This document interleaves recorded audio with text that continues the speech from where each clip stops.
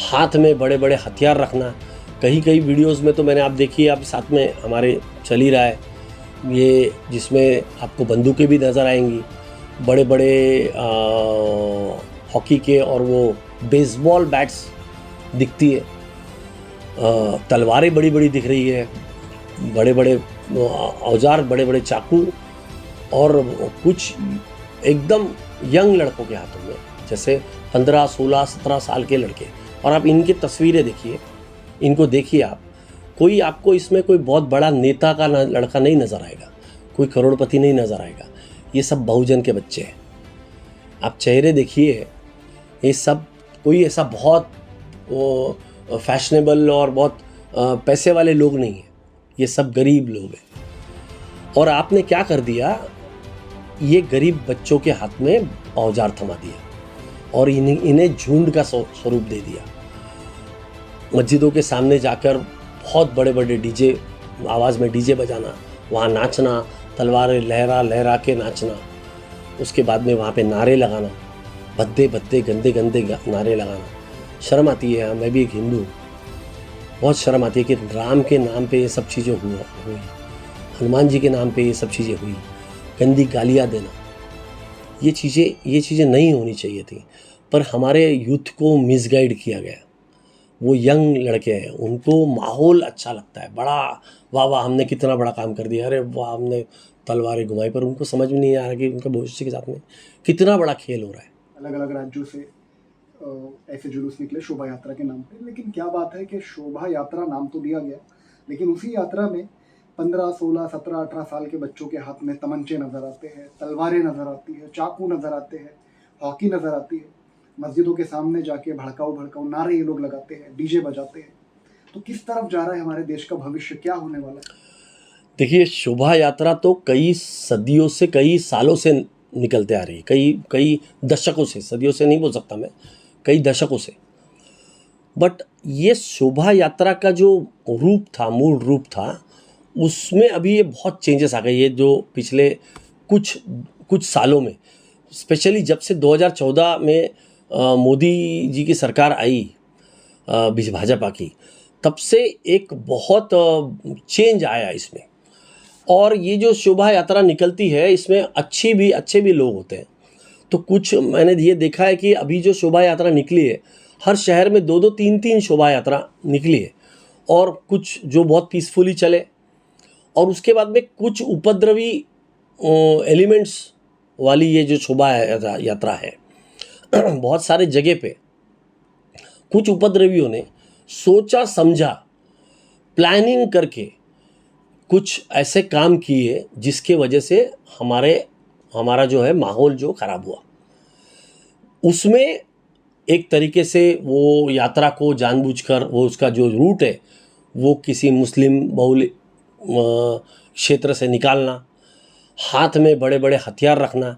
कहीं कहीं वीडियोस में तो मैंने आप देखी है, आप साथ में हमारे चल ही रहा है ये, जिसमें आपको बंदूकें भी नज़र आएंगी, बड़े बड़े हॉकी के और वो बेसबॉल बैट्स दिखती है, तलवारें बड़ी बड़ी दिख रही है, बड़े बड़े औजार, बड़े बड़े चाकू, और कुछ एकदम यंग लड़कों के हाथों में, जैसे 15, 16, 17 साल के लड़के।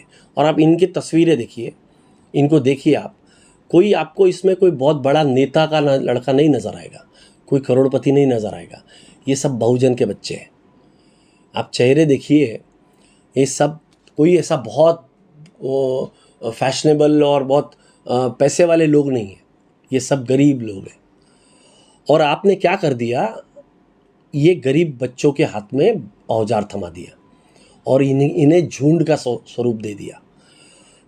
मस्जिदों के सामने जाकर बहुत बड़े बड़े डीजे, आवाज़ में डीजे बजाना, वहाँ नाचना, तलवारें लहरा लहरा के नाचना, उसके बाद में वहाँ पे नारे लगाना, भद्दे भद्दे गंदे गंदे नारे लगाना।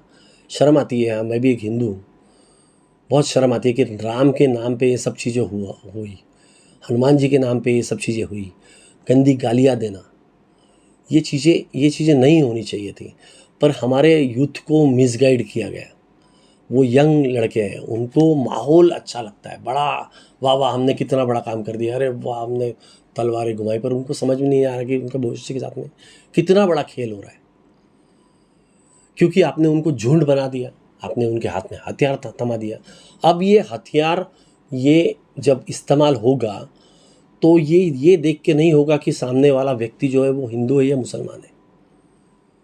अगर आप उनको एक यंग एज में पढ़ाई के जगह आप उनके हाथ में औजार थमा दे रहे हो और उनका एक गैंग बना दे रहे हो जो जाके उपद्रव कर रहा है, तो आपने उनको एक आगे का रास्ता दिखा दिया कि इसी तरीके से उपद्रव करके किसी को लूटो, किसी को मारो, किसी का मर्डर कर दो।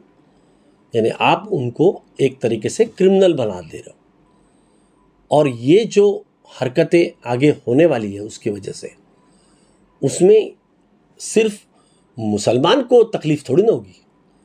अगर एक व्यापारी को लूटा जाता है तो वो ये देख के थोड़ी ना होगा कि ये मुसलमान व्यापारी है, वो तो सिंधी, मारवाड़ी, गुजराती किसी भी दुकानदार को निशाना बनाएगा, वो तो पैसे वाले को निशाना बनाएगा, वो तो रास्ते चलते किसी को भी रोक सकता है। तो उसका जो असर होने वाला है वो पूरे देश में, पूरे समाज के ऊपर होने वाला है, क्योंकि आपने ऐसे व्यक्ति को के हाथ में औजार थमा दिया, हथियार थमा दिया, जो पूरी तरह से मैच्योर नहीं हुआ।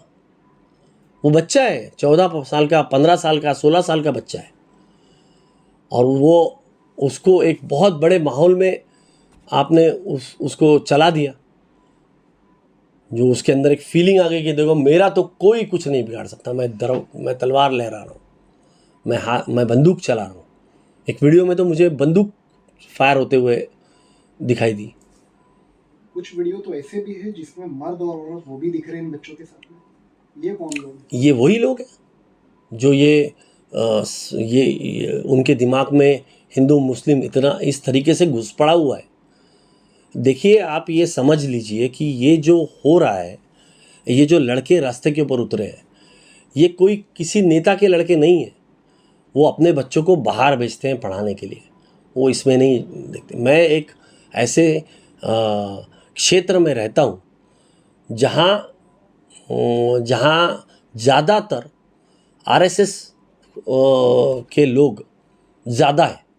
मैं ऐसे स्कूल में पढ़ा हूँ जहाँ के बच्चे जो फैमिलीज़ थी वो आरएसएस माइंडेड फैमिलीज़ थी।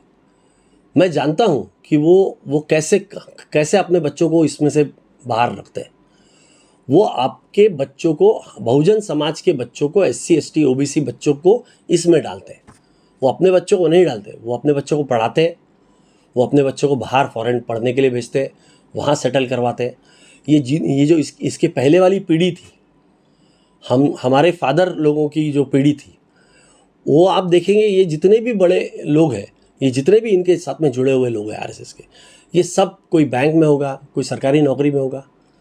इन्होंने सब अपने बच्चों, अपने लोगों को बराबर सेट किया।